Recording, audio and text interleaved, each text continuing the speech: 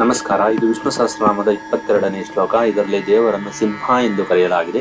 ಇದು ನರಸಿಂಹ ಸ್ವಾಮಿಯನ್ನು ನೆನಪಿಸುವ ಮತ್ತು ಧೈರ್ಯ ತುಂಬುವ ಶ್ಲೋಕ. ಈ ಶ್ಲೋಕದಲ್ಲಿ 11 ನಾಮಗಳಿವೆ. 199ರಿಂದ 209ರವರೆಗೆ. ವಿಷ್ಣು ಸಹಸ್ರನಾಮ ಶ್ಲೋಕ 22.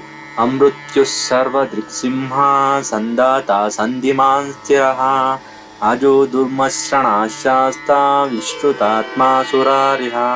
ಪದಗಳ ಅರ್ಥ: ಮೃತ್ಯು ಇಲ್ಲದವನು, ಮೃತ್ಯುವಿಗೂ ಮೃತ್ಯುವಾದವನು, ಸರ್ವ ಎಲ್ಲವನ್ನೂ ನೋಡುವವನು, ಪ್ರಾಣಿಗಳ ಪುಣ್ಯ ಮತ್ತು ಪಾಪಗಳನ್ನು ಸಾಕ್ಷಿಯಾಗಿ ನೋಡುವವನು, ಸಿಂಹ ನರಸಿಂಹ ಅವತಾರ ತಾಳಿದವನು, ಹಿನಸ್ತಿ ಇತಿ ಸಿಂಹ ಪಾಪಗಳನ್ನು ನಾಶ ಮಾಡುವವನು.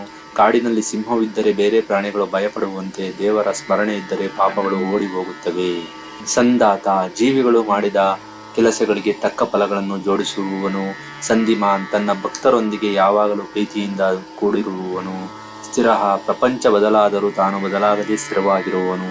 ಅಜಃ ಹುಟ್ಟು ಇಲ್ಲದವನು, ಚಲಿಸುವವನು. ದುರ್ಮಶ್ರಣ ಅಸುರರಿಗೆ ಇವನನ್ನು ಎದುರಿಸಲು ಅಥವಾ ಸಹಿಸಲು ಸಾಧ್ಯವಿಲ್ಲ.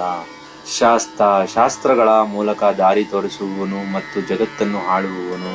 ವಿಶ್ರುತಾತ್ಮ ವಿಶೇಷವಾಗಿ ಕೇಳಲ್ಪಟ್ಟವನು, ಪ್ರಸಿದ್ಧನಾದವನು, ವೇದಗಳಲ್ಲಿ ಮತ್ತು ಪುರಾಣಗಳಲ್ಲಿ ಪ್ರಸಿದ್ಧನಾದವನು. ಸುರಾರಿಹ ದೇವತೆಗಳು, ಹರಿ ಶತ್ರುಗಳು ಕೊಲ್ಲುವವನು, ದೇವತೆಗಳ ಶತ್ರುಗಳನ್ನು ನಾಶ ಮಾಡುವವನು.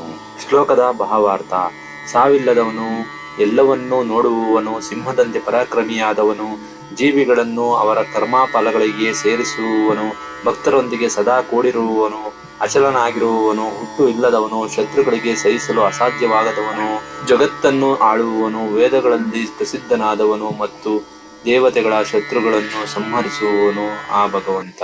ಧನ್ಯವಾದಗಳು.